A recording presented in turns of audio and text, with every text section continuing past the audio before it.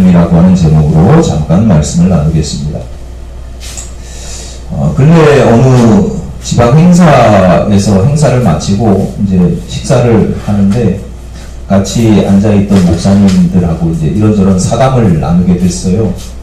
그 중에 이제 많이 후배는 아닌데 한 후배 목사님이 이제 저에 대해서 이렇게 이야기하는 거예요. 목사님은 되게 깊게 아주 자세하게 깊이 공부하고 자세히 연구하고 뭐 이런 거를 좋아하시는 것 같습니다. 평소에 이렇게 지내보니까 그런 것 같습니다 라고 이야기를 하는 거예요. 그래서 제가 그렇지 않다고, 다른 사람들이 보기에 내가 막 공부하는 걸 좋아하는 것처럼 보이고 뭘 되게 많이 아는 것처럼 그렇게 보이는 이유는 내가 공부를 즐겨하거나 좋아하거나 막 이렇게 파고드는 성격이라서가 아니고, 새로운 걸 막 아는 걸 기뻐하고 뭐 그런 것도 아니다. 난 공부도 안 좋아하고 새로운 거 알아가는 것도 이제 그렇게 즐겁지 않다. 다만 그렇게 보이는 이유를 나는 안다. 뭐냐면 저는 겁이 많은 사람이에요. 겁이 많은 사람이에요. 그러니까 새로운 걸 알고자 하는 탐구심보다 내가 잘못 아는 것에 대한 두려움이 있어요.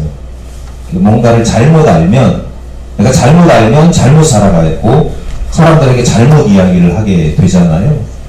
왜 이런 생각을 하게 되냐면, 목회를 시작하면서 설교 준비를 하면서 이렇게 보면 내가 과거에 그냥 습관적으로 알고 있던 게, 제가 설교를 해야 되니까 자료를 찾아보니까 아닌 거예요. 그런 게 많아요. 예화도 가짜가 많고 너무 그러니까 이거 내가 그냥 습관적으로 관례적으로 다른 사람들이 하는 이야기로 그냥 해서는 안 되겠다. 아무리 상식처럼 통용되는 지식이라도 한번 확인을 해봐야 되겠다라고 체크를 해보니까 아닌 것들이 많은 거죠. 그러니까 그런 것들에 대해서 평소에 이렇게 이야기를 하다 보면, 평소에도 이야기를 하다 보면 사실은 그게 말이야, 그게 아니고 이게 이런 거고 이렇게 된 거래, 이렇게 이야기를 하는 경우가 많으니까 같이 목사님들 입장에서는 김 목사님이 아는 것도 많고 그런 거 공부를 많이 했나 보다 그러는데, 그게 아니고 내가 겁이 많아서. 예수께서도 바리새인들을 향해서 뭐라고 말씀하시냐면 소경이 소경을 인도하는 꼴이다 이렇게 말씀을 하시거든요.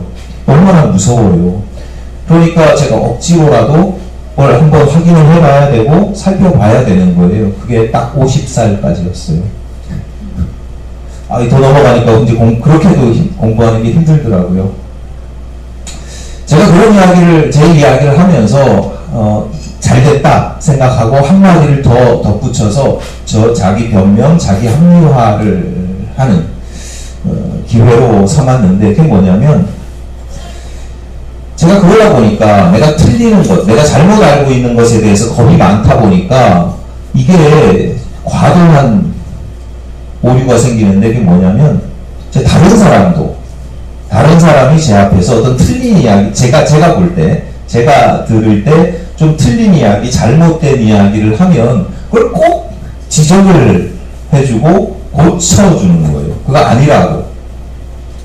집에 와서는 후회를 하는데, 이게 또 그 자리에 있으면 꼭 이렇게 고쳐줘야 되는 거예요. 그게 내가 막 지적하거나 그 사람을 어떻게 하려고 하는 게 아니라, 사실은 내가 내 자신에 대해서 가지는 안타까운 마음으로 그 사람에 대해서도 안타까운 마음을 가지고, 그 사람이 맞는 이야기라고 하더라도 그게 잔소리일 수도 있고 괜한 오지랖이 될 수도 있고, 심지어 재수없는 이야기, 지금 많이 한다고 재수없는 이야기가 될 수도 있잖아요. 그래서 나중에 항상 후회하는데, 다시는 함부로 조언하지 않으리라, 끼어들지 않으리라 하는데, 그 시간만 되면, 그 순간만 되면 꼭 이렇게 고쳐주고 싶은, 그게 나름의 변명을 한 거죠. 그러니까 그게 내가 교만해서 그렇거나 그 사람을 어떻게 무시해서가 아니라, 잘못 아는 것에 대한 안타까움이 있고, 그 잘못 알면 잘못 아는 대로 또 다른 사람들한테 또 그렇게 이야기를 하고 또 그렇게 살아갈 거 아니에요. 그러니까 제가 제 자신에서 제일 경계하는 것 중에 하나이기 때문에 이제 그래서 하는 거다 이런저런 변명을 했어요. 이해해달라고. 사실은 나쁜 마음이 아니라 선한 의도에서 그렇게 한 거다라고 이야기를 했어요. 그랬더니 이제 옆에 그 이야기를 가만히 듣고 계시던 선배 목사님이, 친하게 지내는 선배 목사님이 한마디를 툭 던지는데, 농담이죠. 반농담처럼 한마디 툭 던지는데 뭐라고 이야기하시냐면, 그 사람도, 김 목사님, 그 사람도 한울림이야. 이렇게. 우리 고어거든요. 고어, 하늘님이야. 그 사람이 하나님이야. 이렇게 이야기를 하는 거예요. 그 사람이 예수님이야. 뭐 이런 뜻이죠. 그래서 반은 농담처럼 웃자고 하는 이야기였지만, 제가 그 자리에서 맞습니다. 제가 교만했습니다. 제가 인정을 했어요. 항상 만나는 사람들을 하나님처럼, 하늘님처럼 잘 존중하고 섬겨야 되는데, 나도 모르게 교정하고 이끌어야 된다라고 하는 교만한 마음이 또 있었던 것은 또 사실이었기 때문에, 네, 제가 잘못했습니다 라고 웃으면서 이야기를 했어요. 우리가 살아가는 세상이 1차원이에요, 2차원이에요, 3차원이에요, 4차원이에요? 우리 보통 수학적으로 3차원의 세상을 살아간다 라고 이야기를 하거든요. 그러니까 1차원은 점, 2차원은 선, 3차원은 면이에요. 그러니까 우리 시선으로 볼 수 있는 건 면밖에 없어요. 면밖에. 그 중에서도 단면이죠. 여러분 쉽게 예를 들어서 제가 성경을 하나 들어서 여러분에게 보여드립니다. 그럼 여러분이 성경을 보는데 여러분이 보시는 성경은 이 단면밖에 안 보이잖아요. 우리가 볼 수 있는 건 이 단면밖에 안 보여요. 근데 성경에는 옆면도 있고 후면도 있죠. 심지어 여기 안에 내면도 있어요. 그리고 그 내면 안에는 내용도 있어요. 근데 우리는 뭐밖에 못 봐요? 이 단면밖에 못 봐요. 게다가 그 단면이라는 것도 여러분이 단면, 내 앞에 보이는 모든 면을 다 볼 수 있는 게 아니에요. 지금 여기를 보기 때문에 여러분 주변은 다 뿌옇게 보여요. 정확하게 안 보여요. 그렇죠? 포커싱을 여기다가 초점을 딱 맞추면 여기만 보이지 주변은 안 보여요. 성경에 내가 눈에 보이는, 제가 들고 있는 성경의 단면을 보면서 성경이다 라고 아는 것도 중요하지만 사실은 내면이 더 중요하고 그 내면에 담겨있는 내용, 그 뜻, 의미 이런 게 훨씬 중요하잖아요. 근데 우리 눈에 보여요? 안 보여요? 안 보인단 말이에요. 그러니까 내 눈에 보인다고 해서 내가 온전히 아는 것 같지만 아닌 경우들이 많아요. 내가 심지어 그 내면을 바라보고 내용을 읽었다고 해도 제대로 정확하게 아는 것도 아니에요. 처음에 저에게 목사님 이런 것 같아요 라고 이야기했던 후배 목사님은 어떤 면에서는 제 외면만을 본 거예요. 겉으로 드러나는 현상들, 평소에 이런저런 이야기를 하는데 내가 모르는 어떻게 저런 것까지, 음식은 뭐가 어떻게, 재료가 어떻게 되고 이런 것까지, 쓸데없는 써 보이는 것까지 어떻게 저렇게 잘 알지? 저분은 공부를 많이 하나 보다, 책을 많이 읽나 보다, 이렇게 생각을 하는 거죠. 그런데 저는 제 내면을 봅니다. 내면을 보면서 왜 그렇게 보이냐 하면 내 평소의 심리적인 상태라든가 이런 상황들, 이런 이유, 저런 연유 때문에 이렇게 하는 내 내면을 보는 거죠. 근데 그 선배 목사님은 뭘 보냐? 내 내면의 영성을 보는 거예요.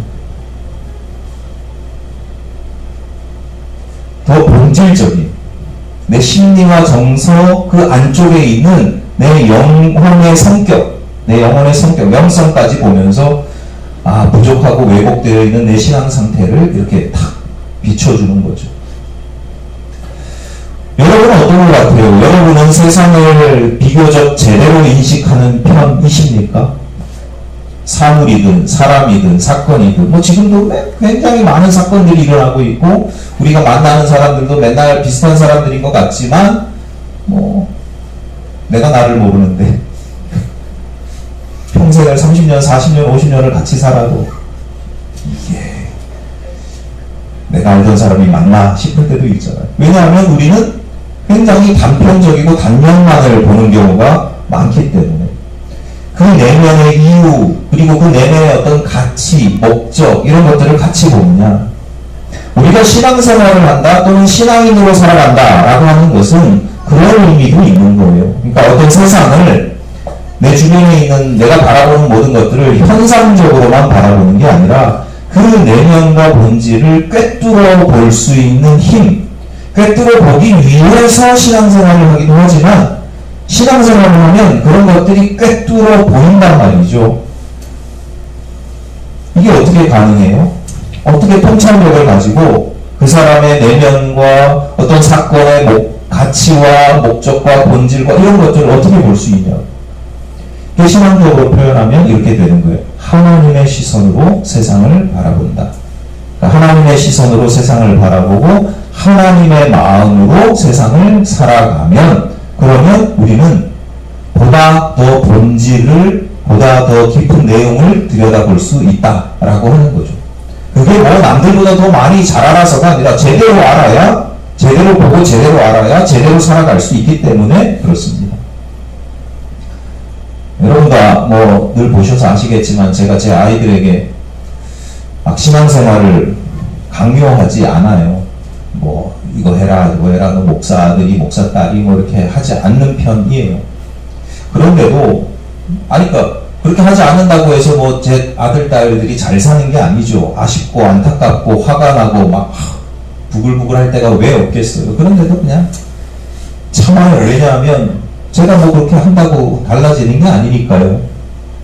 그런데 그 중에서도 가끔 정말 참기 힘든 경우가 있어요. 막 이게 답답하고 어떻게 살아가지? 나 죽으면 쟤네들 어떡하지? 그런 생각이 드는 경우가 어떤 경우냐면 얘네들이 뭐 예배 나오고 뭐 이런 거 아니에요. 기도 안 하고 뭐 이런 거 아니에요.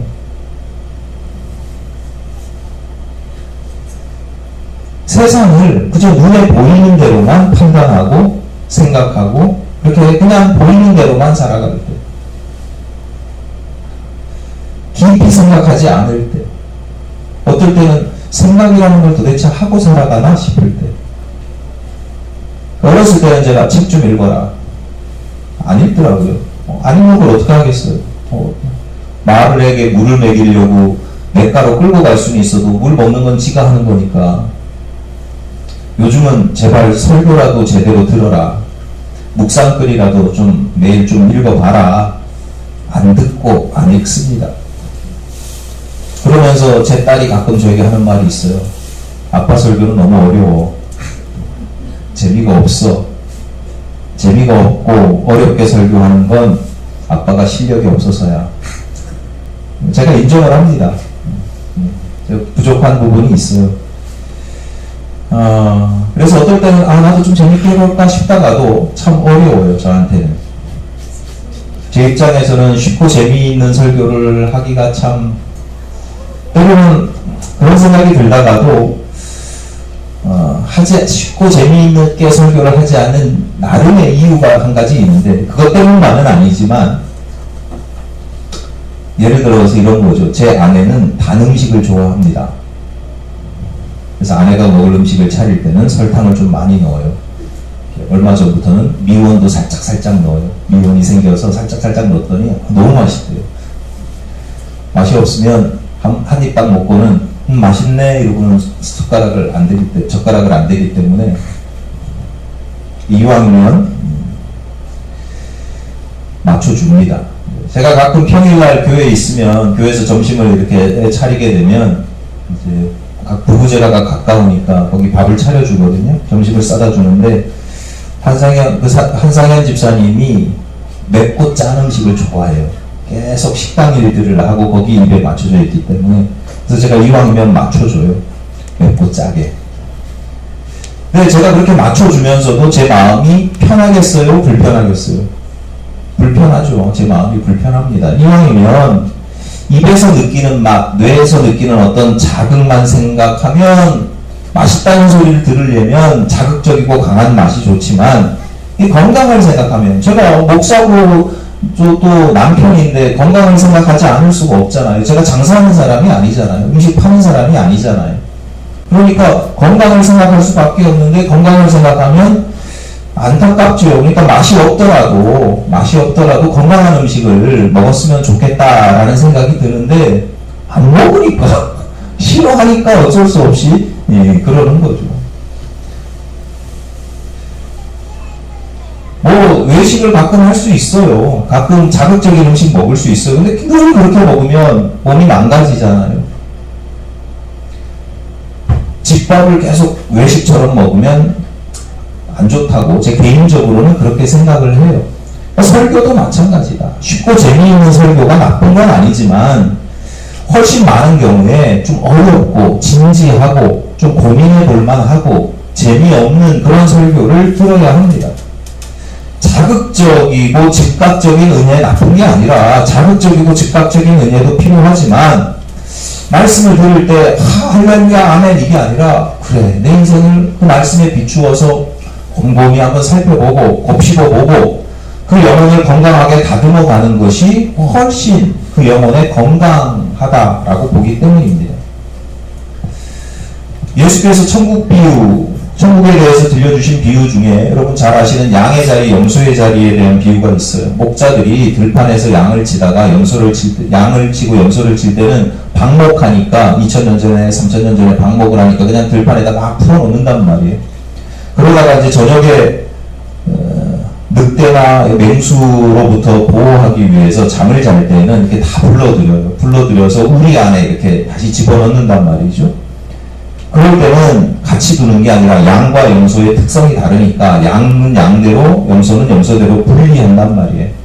그러니까 예수께서 이 비유를 그러니까 그 시대에 살았던 예수님의 비유를 듣는 사람들은 이 사실을 모두 다 알고 있어요.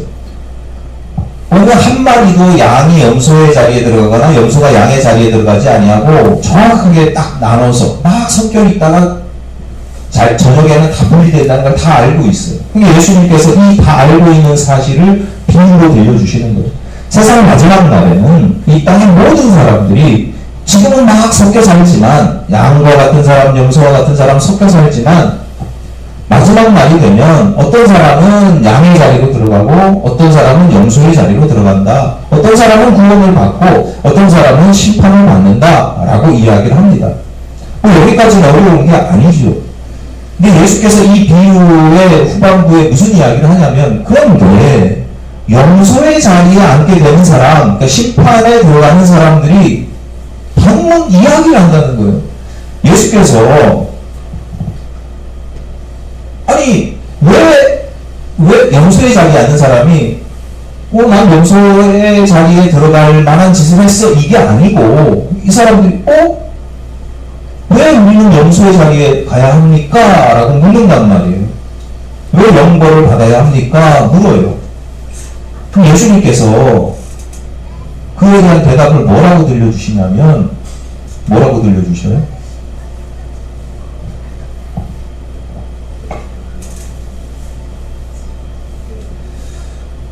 야, 니들 예배 열심히 안 드렸잖아. 주일 성수 빼먹었잖아. 헌금 안 드렸잖아. 이거예요? 성경 안 읽었잖아. 이거예요? 아니에요. 제가 읽어드릴게요. 내가 줄일 때 너희가 먹을 것을 주지 아니하였고, 목마를 때에 마시게 하지 아니하였고, 나그네 되었을 때에 영접하지 아니하였고, 헐벗었을 때에 옷 입히지 아니하였고, 병들었을 때와 옥에 갇혔을 때에 돌보지 아니하였노라. 이 사람들이 황당한 거죠. 우리가 언제 그랬습니까? 우리 주님을 본 적도 없는데. 그랬더니 예수께서 하시는 말씀이 내가 진실로 너희에게 이르노니 이 지극히 작은 자 하나에게 하지 아니한 것이 곧 내게 하지 아니한 것이니라. 하늘 임금에게 질문하고 따지고 항변하는 사람들은 스스로가 억울하다고 생각하는 사람들이에요. 소원하다고 여기는 사람들이에요. 왜냐? 나는 내가 지금까지 이 땅에서 살아온 삶은 양의 자리에 합당하다고 스스로 판단했기 때문이에요. 나는 이렇게 사는 게 양의 자리에 합당한 삶이야. 나는 영생을 얻을 삶을 살았어 라고 생각했던 사람들이에요. 왜냐하면 자신들은 하늘 임금을 잘 섬겼거든요. 교회 잘 다녔거든요. 성전에서 열심히 신앙생활하고 기도하고 봉사하고 선교했거든요. 그런데 예수님께서 말씀하시는 이 비유의 핵심은 이런 거예요. 너희들 열심히 했어. 그런데 하늘 임금의 판단 기준은 전혀 달라. 니들이 생각하는 거랑 전혀 달라. 성전이 아니라 삶의 자리에서 너희가 만나는 수많은 굶주린 자, 목마른 자, 나그네 된 자, 헐벗은 자, 병들고 옥에 갇힌 자, 그 시대에 지극히 작은 자를 얼마나 잘 선대했느냐라고 하는 것이 중요한 판단 기준이라는 거예요. 그러니까 가만히 살펴보세요. 염소의 자리에 가는 사람은 이 사람들이 악한 사람들이에요? 못된 사람들이에요? 아니죠. 어리석은 사람들이에요. 멍청한 사람들이에요. 제가 하여튼 이유가 있습니다. 제가 멍청하니까 자세하게 말씀을 드릴 수는 없고요. 원고 쓰다가 빼가지고 얼마나 어리석은가 하면 자기가 잘못 보고 있다는 걸 알아요? 몰라요? 몰라요. 자기가 어리석다는 걸 모르는 어리석음이에요. 내가 잘못 보고 잘못 판단한다는 걸 모르는 멍충이에요. 그러니까 잘못 살면서도 당당한 거예요. 오늘날도 마찬가지입니다. 아무 생각 없이 그냥 막 열심히 신앙생활 하다가 염소의 자리에 앉는 사람 꼴이 되기가 십상입니다. 남들이 시키는 대로, 내 입에 자극적인 대로, 내 귀에 듣기에 즐거운 대로 세상의 유행과 가치관을 따라 교회에도요, 신앙생활에도요 유행이 있어요. 유행이라는 게 뭐 무슨 다 그냥 유행이니까 남들 하니까 따라하는 게 아니라 그걸 나한테 되게 기분이 좋거든요. 그렇게 신앙생활하면 뭔가 느끼는 것 같거든요. 그렇게 신앙생활도 습관처럼 그렇게 하면서 살아가다가 큰일 납니다. 여러분 늘 말씀드리는데요. 자기 신앙이 있어야 돼요. 자기 신앙. 내가 스스로 생각할 줄 알고 스스로 신앙생활 할 줄 알아야 돼요.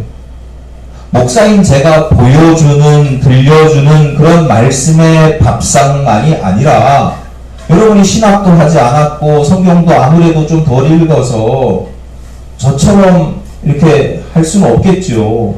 훈련이 되지 않았으니까. 그러나 그래도 스스로 진수성찬까지는 아니더라도 라면은 끓일 줄 알아야 되고 김치찌개는 끓일 줄 알아야 돼요. 성경 읽으면서 그래, 이 말씀이 나에게 오늘 이런 은혜를 주는구나, 이렇게 살아가라고 나한테 명령하시는구나, 스스로 이 정도는 할 줄 알아야 된단 말이죠. 말씀을 알아야 돼요. 성경 구절이 아니라 그 구절 너머에 있는 하나님의 뜻을 볼 줄 알아야 된다. 성경 백날 보면 뭐합니까? 표면만, 단면만 보면 뭐예요? 그 안에 있는 하나님의 뜻, 왜 하나님께서 이 말씀을 하시는지, 오늘 나에게 왜 이 말씀을 들려주시는지를 볼 수 있어야, 그래야 자기 신앙을 갖게 되는 거예요. 그렇지 않으면 제가 죽고 없어지면 우리 딸이 어떤 놈 만나가지고, 죄송합니다. 어떤 이상한 사건을 만나가지고 어떻게 될지 내가 그걸 어떻게 알아요? 자기 신앙이 있어야 그런 것도 분별을 하고, 누가 어찌 됐든 도움은 받지만 내 신앙을 가지고 살아가야죠. 왜 끌려다닙니까? 제가 여러분, 아닙니다. 막 끌고 다닐 수 있어요. 저도 알아요. 사람들의 심리, 정서, 어떤 식으로. 선배님들이, 또 선배 목사님들이 얼마나 얘기 많이 하겠어요. 제가 안 해요. 그게 뭐가지 끌고 다니면서 해봐야 그게 무슨 내 신앙이, 그게 내 신앙이냐고요. 하나님 앞에 가서 여러분이, 하나님 제가 이렇게 열심히 살았습니다, 칭찬 받으실 것 같아요? 저보고, 그래, 말 안 듣는 양들 잘 끌고 다녔다고 저한테 하나님께서 칭찬하실 것 같아요? 저는 절대 그렇게 안 믿습니다. 눈에 보이는 어마어마한 걸 차리고 어마어마한 성과를 내도 그런 거 아니죠. 배고파도 힘들어도 정석대로 가는 거예요. 오늘 본문에서 전도서 기자가 여러 가지 비유들을 통해서 더 더 나은 삶, 더 좋은 삶이란 뭐냐라고 가르치는데 계속 그 전도서 7장에 쭉 이어지는데 그 중에 서두에 있는 세 가지만 편의상 골랐어요. 본문 1절 전반부입니다. 좋은 이름이 좋은 기름보다 낫고 이렇게 되어 있습니다. 좋은 기름이라고 하는 게 올리브 오일, 기름을 만드는 게 이제 여러 가지 종류가 있는데 이 시대에 좋은 기름이라고 하는 건 그 기름을 만드는 재료 중에 올리브로 짠 기름을 이야기해요. 왜냐하면 올리브로 기름을 짜면 아주 최고급 오일부터 뭐 아주 찌꺼기까지 나오는데 버릴 게 하나도 없어요. 그러니까 최고급 오일은 뭐 의료용으로도 쓰고요. 요즘은 산업화되어 있어서 올리브 오일이 귀하지 그렇게 뭐 돈만 주면 살 수 있지만 하여튼 올리브 오일 의료용 식품용으로도 쓰고 찌꺼기 같은 경우는 뭐 불 피우는 호롱불 같은 거 불 피우는데 이런 데도 쓰고요. 버릴 게 없어요. 그러니까 성경의 시대에 좋은 기름이라고 하는 게 요즘으로 치자면 어떤 거냐면 그러니까 성경의 시대에 좋은 기름, 올리브 기름은 필수품이자 사치품이 될 수도 있어요. 오늘의 시대로 대치하면 이게 뭐가 될까 고민을 해봤는데 딱 적당한 건 없고요. 아마 의미를 생각하다 보면 명품? 사치품으로 보자면 명품이고 근데 또 명품이 필수품은 아니잖아요. 그러니까 넓게 해석하면 큰 돈에 비슷하겠다. 큰 돈, 많은 돈과 비슷하겠다. 이렇게 생각이 듭니다. 근데 성경에서 지금 뭐라고 말씀하시냐면 전도서 기자가 뭐라고 말씀하시냐면 니들이 돈을 많이 가지고 명품을 사고 큰 넓은 아파트에서 살고 막 좋은 자동차를 타고 뭐 그렇게 사는 그것보다 좋은 이름이 훨씬 좋아, 더 나은 삶이야 라고 이야기를 하는 겁니다. 좋은 이름이 뭐냐? 부모님이 지어주신 이름이 아니고 이름이라는 게 그런 거죠. 사람들한테 불려지고 일컬어지는 거잖아요. 그러니까 저 사람은 참 훌륭한 사람이야. 저 사람은 참 고마운 사람이야. 착한 사람이야. 겸손한 사람이야. 좋은 사람이야. 베푸는 사람이야. 이렇게 좋은 이름인 거죠. 저 사람은 조심해야 돼. 저 사람과 만나면 이상하게 기분이 나빠져. 이건 좋은 이름이 나쁜 이름인 거죠. 그러니까 좋은 이름이라고 하는 건 그 사람이 어떤 삶을 살아야 돼요? 내가 좋은 이름을 가지려면 내가 좋은 삶을 살아야 되는 거예요. 그러니까 이름이라고 하는 게 그냥 내가 가지는 명칭이 아니라 내가 그렇게 좋은 이름을 가지려면 잘 살아야, 좋은 삶을 살아야 되는 거죠. 그러니까 여러분에게는 잘 산다는 게 도대체 어떤 의미입니까? 오늘날 우리가 잘 산다고 하면 잘 먹고 잘 사는 것, 풍요롭다, 뭐 이렇게. 전도서 기자가 이야기하는 거죠. 바르게 살고 의롭게 사는 게 그게 더 나은 삶이다 라고 이야기하는 겁니다. 이어서 본문 1절 후반부입니다. 죽는 날이 출생하는 날보다 나으며 사람은 본능적으로 죽는 것보다는 태어나는 걸 좋아하죠. 죽는 날은 애도하는 것이고 태어난 생일은 기뻐하는 것이죠. 저는 일찍부터 이 성경을 읽기 전부터 전도자의 기질이 있었나 봐요. 생일이 별로 그렇게 막 기쁘지 않아요.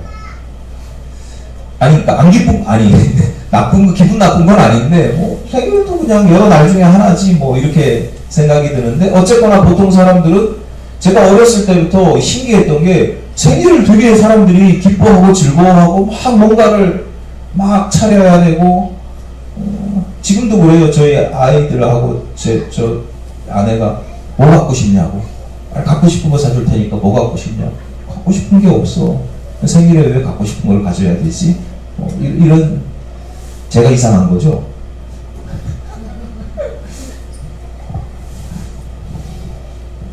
그래서 제가 목사가 된 것 같아요. 어쨌거나 전도자는 죽는 날보다 출생하는 날이 더 낫다라고 말씀을 하고 있습니다. 이게 왜냐하면 설교 서두에 말씀을 드린 이유가 그건데 오늘 본문은 죽고 사는 어떤 현상을 이야기하는 게 아니라 이 내용, 죽는 날, 또 태어나는 날이라고 하는 이 현상이 아니라 그 날이 가지는 의미, 이 이게 중요하거든요. 그러니까 태어난다라고 하는 건 삶을 이야기하는 거고, 살아가는 삶을 이야기하는 거고, 죽는다는 건 죽음을 이야기하는 거죠. 예를 들어서 여러분, 삶이라고 하는 게 전도서 기자의 시각이에요. 삶이라는 게 고통이잖아요. 살아가는 매 순간순간 여러분 지금 어딘가 다 아프시죠? 몸에 어딘가 다 조금씩은 아프시잖아요. 마음도 어디 아프시고, 네. 신경 써야 될 것도 있고, 네. 삶이라는 게 고통과 수고예요. 그래서 창세기에서도 아담과 하와가 벌을 받고 어디에요? 낙원에서 쫓겨날 때 뭐 이렇게 노동과 출산의 고통을 받잖아요. 그게 뭐냐면 우리 인생이 그 이후부터 우리의 인생의 수고와 고통이 날마다 이어진다. 그러면 그렇게 보면 죽음은 뭐예요? 그렇죠. 안식이죠. 이 전도서 기자가 이야기하는 죽음은 죽는 게 왜 더 낫다고 이야기하냐면 이게 안식이기 때문에, 안식인데 잠깐 쉬는 게 아니라 영원한 안식이에요. 온전한 안식. 여러분 쉴 때도 아프잖아요. 지금은 살아가면서 잠깐 쉬는 건 쉴 때도 뭘 생각해야 되고, 요즘 목사들이요 안식년 안식월이 유행이에요. 사실은 외국에서는 다 안식년 안식월 하는데 한국에서는 어려웠었는데 요즘은요 그냥 막 가요. 6개월씩 1년을 못 비우니까 6개월씩 3개월씩 안 되면 1개월씩도 해요. 그래서 제 아는 가까운 사람들도 몇 번 지금 다녀왔는데 저보고도 갔다 오라고 어디 아예 떠나라고 해서 제가 난 늘 안식이야. 난 평소에 교회가 작아서 늘 쉬고 있어. 아니 그게 아니지. 떠나야지. 여기 있으면 목사들은 다 알아요. 평일날에 아무 생각이 없냐? 아니죠. 계속 주일 생각하고 있는 거예요. 쉬어도 쉬는 게 아니에요. 그러니까 죽음이라고 하는 건 제대로 쉬는 것, 영원한 안식이란 말이죠.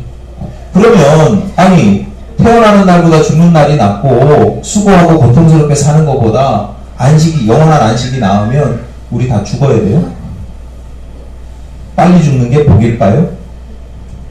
그러니까 내면을 보셔야 된다고. 이 말의 현상이 아니라 내용을 봐야죠.